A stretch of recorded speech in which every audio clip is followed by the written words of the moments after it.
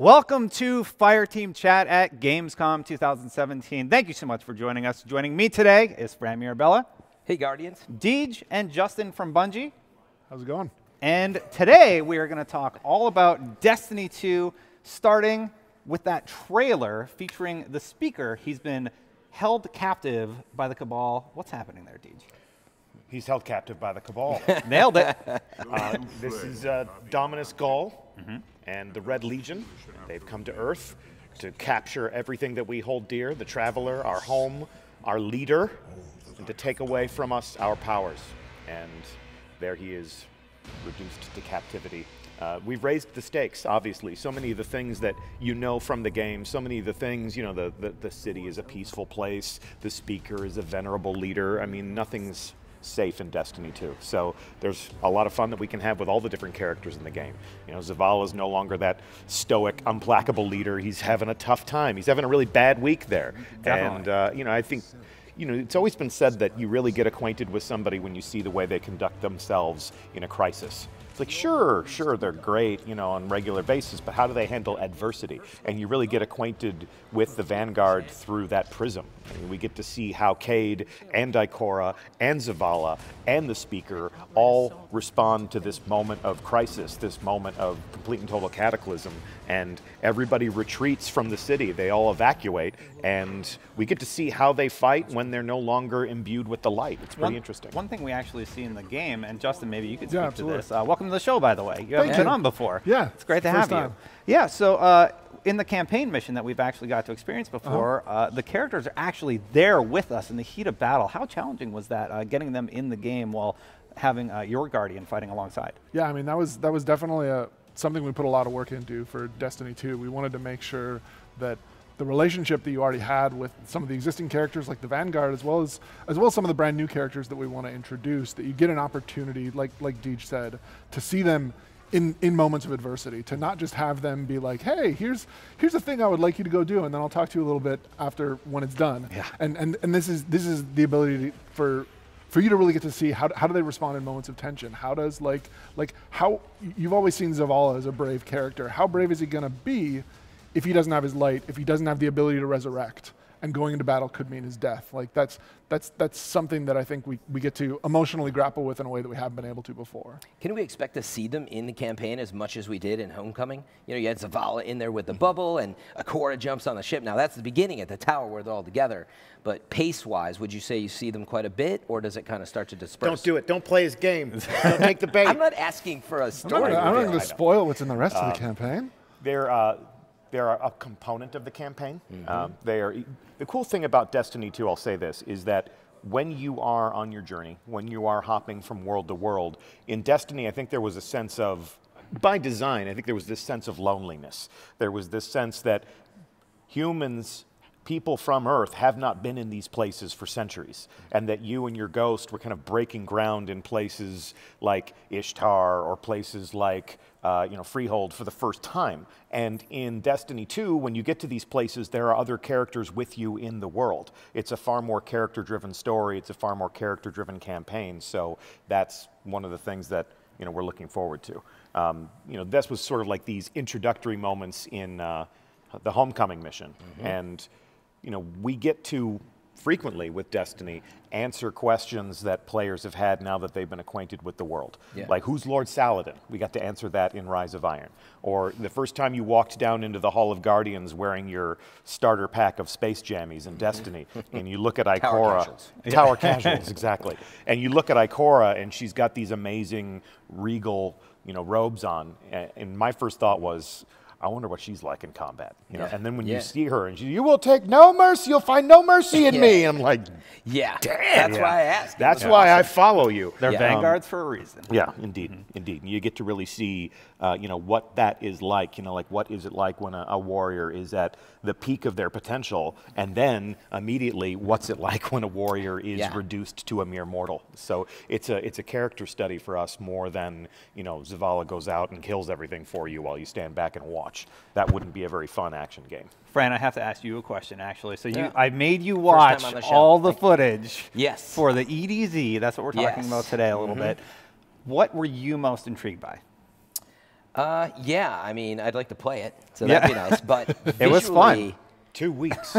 I will say, yeah, and even though we'd seen some for our IGN first coverage and we'd played some, we haven't really been able to experience the size of Destiny 2, and it's a question I continue to ask, you know, and I'm always asking for you to quantify things, like how many times the Vanguard show up in campaign. Yep. But anyway, what struck me was definitely, I was like, wow, this seems pretty big. Like getting into lost sectors and going across the map seems big. So Well, that was one Bungie thing that friends, stood out. how much bigger is this area? I Don't don't like quantifying things, but the thing I can state categorically is EDZ is easily the largest destination we've ever built, by large margins. Like, and at every scale, it is both like more bubbles, more square footage, as well as the largest bubbles we've ever had in terms of particular zones and the largest spaces that you'll be able to continuously interact with other strangers.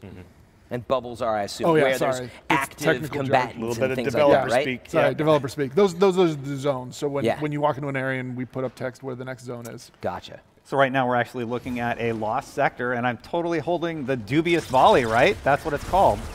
Indeed. No. Yeah, what? Yeah, I actually, do we know the name of this yet, or? I I don't know. I But guess anyway, we this can't is a lost sector that I know I'm allowed to talk about. Yes. I'm not going to break any embargoes that I may be under. But Now you know. Yeah. Now you know what we've been living under for the entire summer. Yeah. But yeah, not to pull you off topic. This Yeah, is- so anyway, lost sectors. This is one of the new activities that you can explore in Destiny 2. That's right. How do you design these? Because when I was exploring them, you got to go into these really cool open new areas in Destiny 2, and sometimes they're a little bit different than the planet that you're on. Why don't you tell us a little bit about designing those? Yeah, I mean, like, in the past, we've generally designed two types of spaces. We either are telling a story through a linear sequence of space, and then we have moments where we're delivering that story as well as building out the space with it, or we have large open public areas, which we kind of have to build to be omnidirectional so that you can approach them and engage them in a bunch of different ways. And lost sectors were this cool new way where we could build these kind of like little set pieces, whether we wanted to just craft a like perfect encounter with the right composition of units, or just give you one neat little surprise right around a corner, or build you a sense of like quiet loneliness as you're exploring out a cave system. And there were a bunch of different opportunities for us to try little one-off ideas like that. And then at the end of every single one of them, you're going to have a cool boss that you get to fight that's unique to that lost sector, surrounded by his toughest like lieutenants. And then if you defeat him, you can loot the chest at the bottom of that lost sector for sweet rewards. So when in the progression of the game do you feel like players are going to be able to finally explore these? So the cool thing is that the lost sectors are there from the very beginning. Like as soon as you are boots on the ground on the EDZ, as soon as you get expelled. A little bit of from- Call of Duty speak, boots on the ground. Yeah, I mean, as soon as you were Did running they invent around. that phrase? I'm pretty sure it came from the military before then, perhaps. Anyway. But I mean, like you'll see them all over the place, and we don't deliberately call attention to them. We have there are markings out in the world, and they will show up with some resolution on the map, but they won't tell you exactly where the entrance is, and it's kind of up to you how much you want to explore and find those entrances. And some players will go through the entire campaign before exploring one, but you'll have an opportunity to engage in a bunch of them all the way along if you want. Cool. Can I ask a question still that I'm not sure if it has an answer yet? I keep asking the question about, oh, you're in campaign, right? You're in the middle of campaign, but then there's all this world outside of it. How do those things connect? I'm still not clear on that. Like, you come out of a campaign into a piece of this world, and then you maybe can hover right over to a lost sector, or is it jumping on a map? The great thing is you can really choose your level of engagement with these things. There are certain players who they're going to want to jump from every campaign beat to every other campaign beat. And there will be times that we'll invite them to take a moment before your next mission. There are some things that we need you to do here in this world to get ready to move on to the next world. Those things like lost sectors or adventures or any of the other things you can do in Destiny to become more powerful.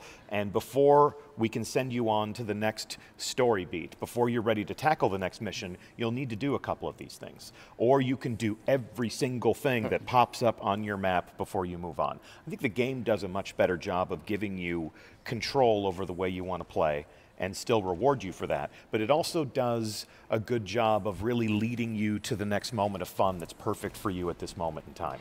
So you'll know what your next milestone of evolution is. You'll be able to just open the map and say, do I want to do any of this stuff, or do I want to like browse any of the other destinations and maybe go there instead? We actually teased a little bit earlier in the footage. We showed off some of the planet-specific challenges that you can complete, and also, what are they called? Flashpoints. Yes. What are those? Like, what are the planet ones and the flashpoints? Could you describe them a little bit? Yeah, so the challenges on every destination, once you've progressed far enough in the game to unlock the challenges, they're just a set of optional activities for you to pursue on a destination that give you additional rewards. And it's a way for you to, like, in games like Destiny, I feel like it's always fun if you feel like you're double dipping, if you feel like you're able to do 2 or 3 things at the exact same time to give multiple rewards simultaneously. And it's a way to give you a little bit of that feeling. Cool. Yeah. The Flashpoint is a weekly activity that we have in the ritual game where every week we will pick one of the 4 destinations, and that will be effectively the featured destination of the week. That means that there will be new monsters that will spawn in the area, new special like public events that will appear, and there will be motivation for you to go to that destination. And if you complete a certain number of public events, you will get a special, really high power reward. And Nightfall tier, I believe you've got yeah, said yes, before yes. in the past. Yeah. And one of the things that I think is really cool about that is that while you're gonna, like, it forces our players to condense around the same area, so you're going to interact with a bunch of other players who are all going to the same destination, but it's not forcing you to play cooperatively. Like, you can play as a solo player and get to experience a bunch of other Guardians side by side, but completely choose your own path and do whatever you want to do and get rewards that were previously only available for teaming up with a fire team in a cooperative activity. One of the other activities is adventures. We're looking at one of them right now, and what I noticed while I was going through my footage, there's so much to do in these locations. I'm literally in the middle of an adventure. I see a lost sector. I go do that. Then I stumble upon a public event. There's constantly stuff for you to explore. There's treasure chests popping up because I have them on my HUD. Then I know where to go get them. And how do you balance all that out? Like, I don't know. Like, it's just, how do you not overwhelm the player? Yeah, I mean, it's something that we talked about a bunch, like from both directions. How do we populate the space enough so that anytime you see an interesting landmark, if you go there, there's something cool for you, whether it's a reward, an encounter, a bit of lore that you can scan, but also how to make sure that we're not totally overwhelming the player.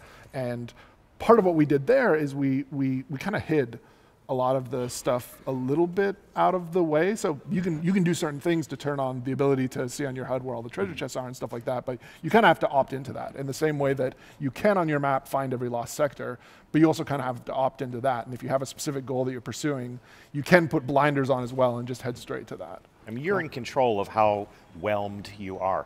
Yes. So if you go to an all-you-can-eat buffet, so this is like an all-you-can-eat action buffet. So if you go to an all-you-can-eat buffet and you put all these plates down in your place setting and they're all piled up with food, and you're like, I'm overwhelmed, this is awesome. But you make that choice. You make that choice, right? You know, have you ever been to a Brazilian steakhouse? Oh, yeah. You know, you get red light, green light, right? And I went there with the loot sweats. Is exactly what you're saying. the loot sweats. There's going to be a ton of loot, and so I've Can been we quote there, you on that? And I'm the guy. will cause loot sweats. Loot sweats. Sure. Loot sweats. And I've been to those places, and I've been like, that I want just a little bit of that. Yeah. And then a buddy of mine just kept it green until he just had this Matterhorn of meats on his plate. And then he's like picking stuff up and going, wow, this is great. What was this? They're like, I don't know. You're overwhelmed. Yeah. You know, but It's your choice. What Justin's talking about is the fact that you can make very deliberate decisions. Like you were saying, you know, I'm on an adventure, then I go into a lost sector, then I jump into a public event. Those were all things that you chose to do. So if you have a singular mind and you just want to finish this one mission and see what it earns you and see where it leads, you can do that. But if there's something along the way, if, you know, shiny object catches your eye and you want to go do that too, there's freedom, there's options, there's choices. And the thing I love about, you know, the Flashpoints is that I love public events. Yeah. You know, I mean, I love the expression of community that it provides. I love, you know, the serendipitous encounters that it brings people together for. So the fact that we're doing something to motivate that now is really exciting. Yeah. And anybody in your audience who's thinking, yeah, I remember when Destiny made me play public events, and I remember wandering around into destination, waiting for one to happen, or arriving too late to join, or whatever. Now, you can open your map, you can look at your map, and you can know exactly where they're going to happen and how long you have to get there. So it's so much more accessible to enjoy public events now, and that's one of the really great experiences I've had on our top secret take-home builds. Feel free to resent me. I feel have free to for resent months- me for for months months. now, so, But you know, now Destin is in the same place, and he knows all of the secrets that we're keeping from the players, and it's a difficult line to walk. I know, right? exactly. You're 2 weeks out, and it's like.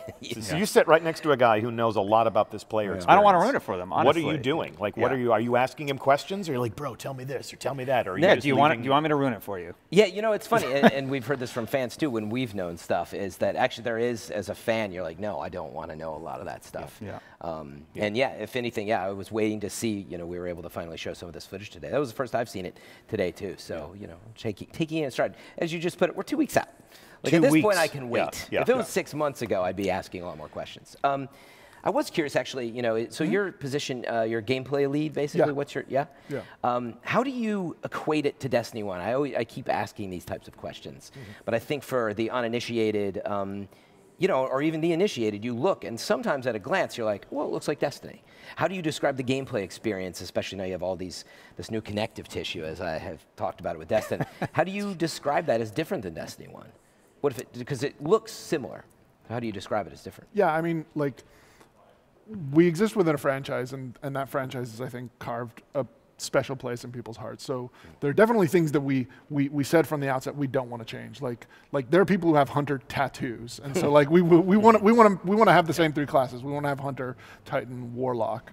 We want to have a lot of the same familiar archetypes come back for the combat. We want some of your muscle memory to survive the transition between the two games. But then there were a bunch of other things that we wanted to change. So we introduced 3 brand new subclasses. We took some familiar subclasses and tweaked them. We added brand new class abilities. We both added new weapon archetypes, but also switched up where they live so that you can make different decisions with how you juggle your weapon loadout and stuff like that. And so we wanted to strike a balance where every part of the game felt like there was something new, but also felt like it was still clearly Destiny. What platform are you going to play on? I don't know.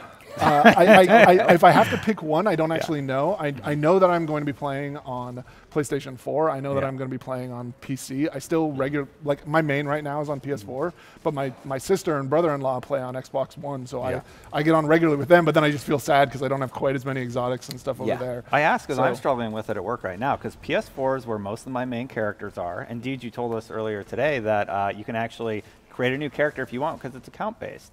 So you can start fresh with a new character face if that's important to you. On that platform. On that platform. But I really want to try out the PC version. And then the Xbox One X comes out in November, and I want to see what Destiny 2 looks like there. It's something I'm having difficulty picking for the first time, and that's kind of great. Just run nine characters. Yeah, just roll 9 characters. It's going to be so simple. Or Fran, 3. That's fine, right? Or 3. You guys might play too much Destiny, by the way. You're like 3 platforms, 9 characters. Yeah, it's a lot. Well, I don't play all the characters. I only play the warlock because I'm a person that can commit to things. I know what's important, and I can stand my ground.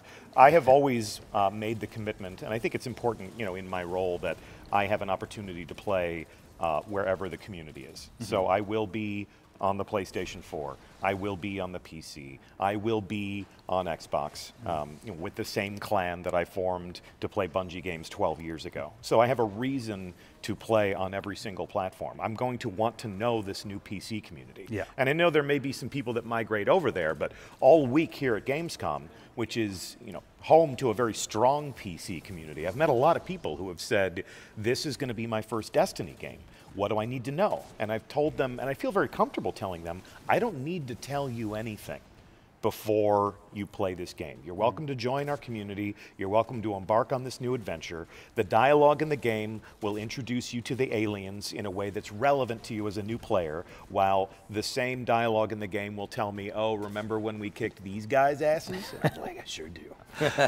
But I think that's one of the great things that you've done with Destiny 2, and I think that was really one of the biggest challenges, is how can we make a game that's going to serve a legacy community that has spent dozens or hundreds or thousands of hours in this game, and at the same time equally entertain and pay equal attention to a brand new player that comes in and is embarking on this journey for the first time. And I think it'll be really interesting to see how all of those people start from a different point emotionally and then end up in the same place together. PC beta is next week. Now, I don't know Yep. if you can speak to this, but your friends over at Vicarious Visions are helping you build the PC version of the game. CJ cannot play on a keyboard and mouse.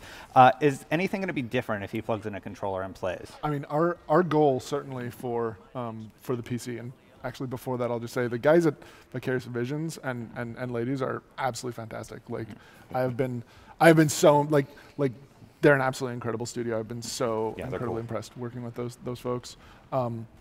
But yeah, like our goal has certainly been that if you plug a controller into the PC, that you get the same controller experience that you would get on a console. And so we've actually put a lot of effort into that about making sure that you can hot swap between mouse and keyboard and controller, about making sure that it feels the same and has the same tuning, about making sure that we can detect the difference between a PlayStation controller and an Xbox controller, because we even tweak the input curves and stuff slightly differently between those. So we're really trying to hit the bar of, if you plug a controller into the PC, you're going to get the same feel of an experience as if you plug a controller into the console. Okay, so like if I play on a PS4 controller, that is going to be adjusted differently than an Xbox controller? Yeah. Oh, wow. That's crazy. How do you determine how to adjust that? Just the feel of like the spacing of the sticks or something?